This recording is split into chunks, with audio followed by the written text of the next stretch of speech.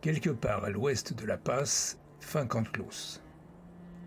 S'il était bien une chose que Koana haïssait, c'était la neige. Elle empêchait les clients de venir à l'auberge, et là, elle les gênait pour avancer. En plus, avec ce garçon qu'on lui avait collé, le voyage promettait d'être encore long.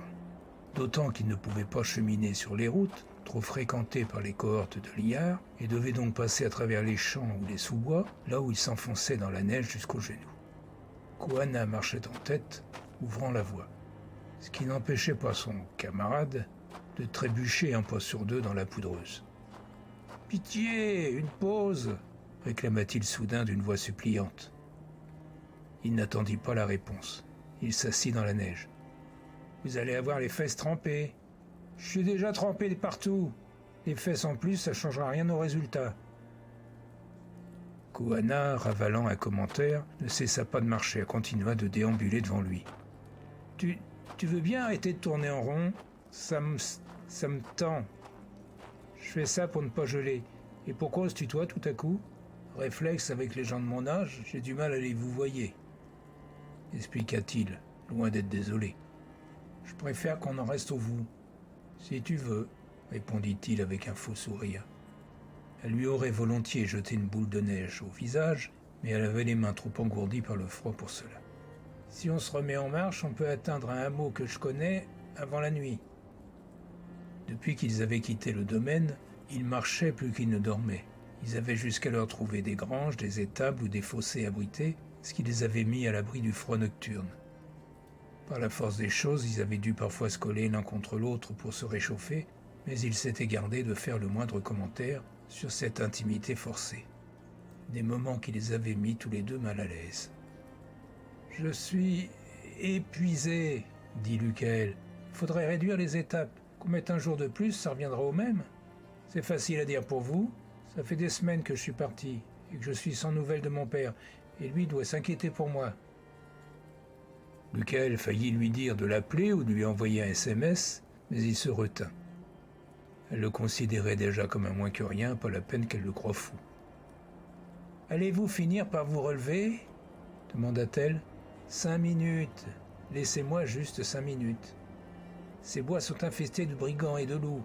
Je tiens pas à les affronter les uns ou les autres. »« Ah, bah fallait le dire !» s'exclama Lucaël en se relevant, soudain aux aguets. « Vous avez peur ?»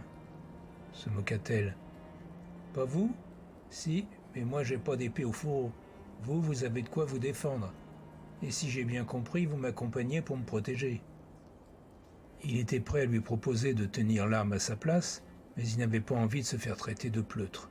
« Cela dit, je crois que je saurais mieux m'en servir que vous, » reprit-elle. « Êtes-vous désagréable avec tout le monde, ou est-ce que ça m'est réservé ?» s'énerva-t-il. Il s'était rapproché d'elle, presque menaçant. Elle ne sia pas. « Seulement avec ceux qui le méritent.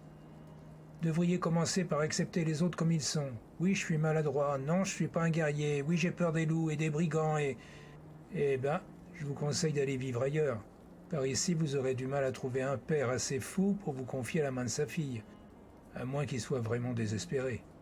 Et si sa fille elle-même, parce que pour vous, ça ne compte pas l'amour ?» Ils étaient à ce moment très proches l'un de l'autre. « Bien sûr que ça compte, » affirma-t-elle. « Et je peux vous dire qu'aucune jeune fille ne voudrait d'un homme comme vous. Et l'inverse, est-ce que beaucoup d'hommes voudraient une femme telle que vous ?»« Oui, » dit-elle d'un ton ferme.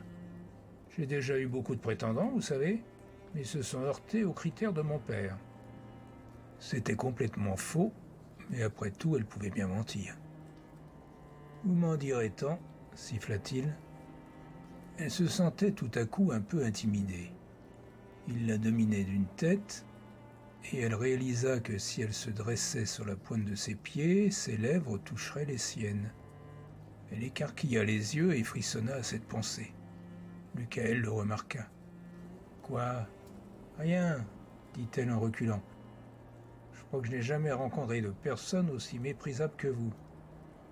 Au moins nous sommes d'accord sur un point, parce que je n'en pense pas moins en ce qui vous concerne. Gna gna gna !» Tout à leur échange, ils n'avaient pas remarqué les 3 individus qui s'étaient approchés. Lorsque Lucael se détourna de Koana, il se retrouva face à un colosse, poignard brandi, qui lui saisit le col et hurla quelque chose qui devait signifier dans sa langue « la bourse ou la vie ». Lucael ne sut que baragouiner quelques syllabes. Koana poussa des cris comme si elle appelait quelqu'un. Dans le lointain résonnèrent soudain des aboiements. Un des voleurs parut donner un ordre à celui qui tenait Lucael. Celui-ci fut délesté de son épée. Avec un courage qui ne se reconnut pas lui-même, il bouscula son assaillant pour la reprendre. Les deux hommes roulèrent dans la neige. Lucael parvint à prendre le dessus, mais il sentit subitement une douleur aiguë dans son épaule droite. L'un des brigands venait de le poignarder. Le sang gicla sur la neige, tandis que les trois bandits prenaient la fuite en courant.